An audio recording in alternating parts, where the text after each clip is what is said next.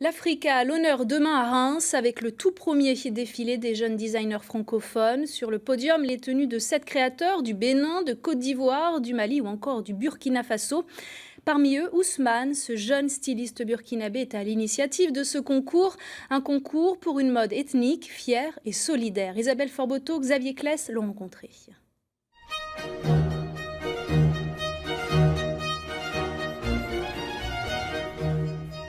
Quelques coups de crayon, un peu de couleur et la création apparaît. Après quelques années de mannequinat sur les podiums des défilés africains, européens et canadiens, Ousmane Ouedraogo continue dans cet univers. Inné, disaient ses parents lorsqu'il assemblait les étoffes au Burkina Faso. Très tôt, le jeune Ousmane s'est révélé dans ce métier, mais au-delà de la création, il aime par-dessus tout la matière et ses origines. La mode n'est pas que paillettes, qu'on applaudit, c'est beau, c'est chic, ce qu'on fait. Mais pour moi, la mode doit être éthique. D'abord, c'est ce que j'achète avec ces femmes vivant au Burkina, au Mali, dans le coton bio, qui aident aussi ces femmes, ces coopératives, de vivre aussi de ce qu'elles font. Parce que si tu sais, 1,50 m de coton bio, ça prend au moins une journée pour le faire. Donc, c'est fait à la main avec beaucoup d'amour. Donc, j'essaie de les soutenir d'abord et de faire découvrir ce textile ici en France. Fusionner les matières et raconter une histoire colorée aux origines africaines avec toujours une touche européenne et française. Ousmane veut être cette passerelle entre les continents et les hommes. Fier de ses origines, inspiré par sa terre, ses créations lui ressemblent. Le taffetas, le coton bio et le crêpe fusionnent ensemble et deviennent grâce à Mariam la mannequin une tenue élégante et raffinée. Je ne prends pas du temps pour créer. Je crée par rapport à l'instant, à ce que je ressens au fond de moi et je l'applique comme ça. Pour moi, c'est déjà le retour à la terre, parce que la terre d'Afrique, par rapport au taffetas, de la couleur terre, donc, et puis ajouter avec le coton bio, qui est à base c'est du coton tissé par des artisans vivant en Afrique. Donc pour moi, c'est la terre et le coton. Et là, comme je vis en France, que j'adore ce pays, donc c'est un rappel avec ce tissu qui est très, très européen. Avec François de Beaulieu, ils ont créé une association Made in Francophonie, une structure dont l'objectif est de faire connaître des créateurs qui n'ont pas la chance de voyager. Un concours, celui des jeunes designers francophones, va ainsi permettre à 7 d'entre eux cette année de présenter leurs créations aux côtés de celles d'Ousmane.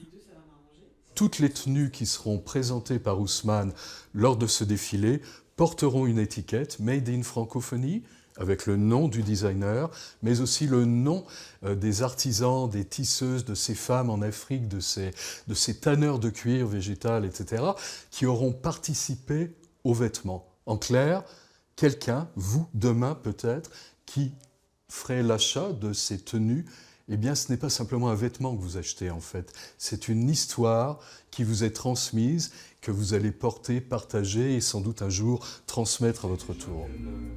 Ousmane a appris des autres et veut encore grandir au milieu d'eux. Les pays, les peuples sont des sources d'inspiration et d'horizons à mettre en lumière. Sa mode est ainsi au service des autres.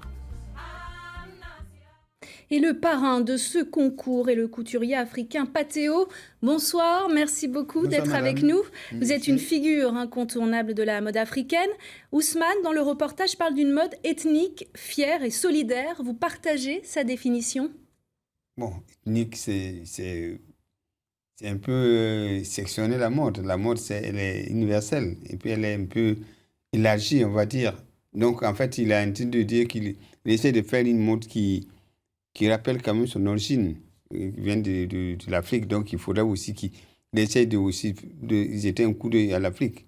C'est pour ça qu'il parle de mode ethnique. Donc, dans ce sens-là, je suis tout à fait d'accord avec lui. Les chemises colorées de Mandela, c'est vous. Quel souvenir gardez-vous de lui? Oh, c'est extraordinaire. Un souvenir de toujours fierté, de fierté, parce que le président Mandela, c'est quelqu'un qui aimait s'habiller de façon on va dire, africaines, des choses faites en Afrique. Et lui, il n'avait pas de problème, il n'avait pas... Et il nous a fait travailler beaucoup parce que tout ce qu'on lui proposait, il aimait. Donc, c'est vraiment un souvenir de fierté pour nous. Il vous a de fait l'avoir confiance. habillé. Oui, il nous a fait confiance et ça nous a beaucoup aidé. Et vous avez habillé aussi de nombreux chefs d'État africains, mais également le footballeur Marcel Desailly, j'ai lu ça, ou encore la top modèle Naomi Campbell. Et vous avez récemment collaboré avec Dior. Comment avez-vous vécu le défilé à Marrakech? Une grande expérience, très grande expérience parce que je me suis rendu compte que la mode, elle est assez vaste, beaucoup d'expérience, beaucoup de possibilités, de la communication.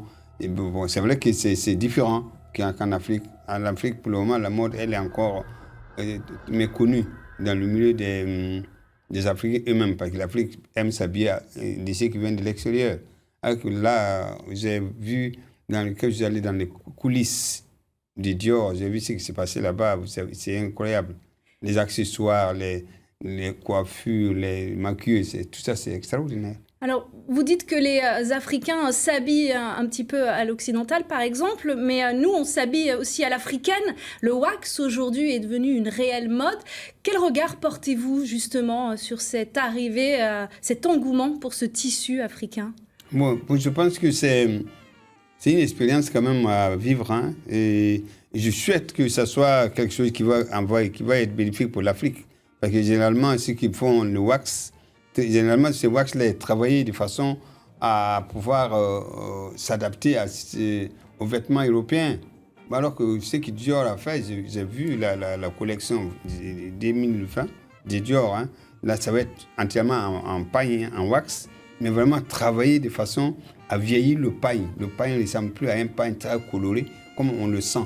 Mais c'est un paille qui va être, je pense, sur le plan international, accepté par je sais pas, le consommateur. Eh bien, merci beaucoup, Pathéo, d'avoir été avec nous. Je rappelle donc que vous êtes le parrain du premier concours des jeunes designers francophones à Reims, défilé demain à midi dans la cour d'honneur du Palais du Tauf. Merci beaucoup. Merci, c'est moi qui vous remercie, madame.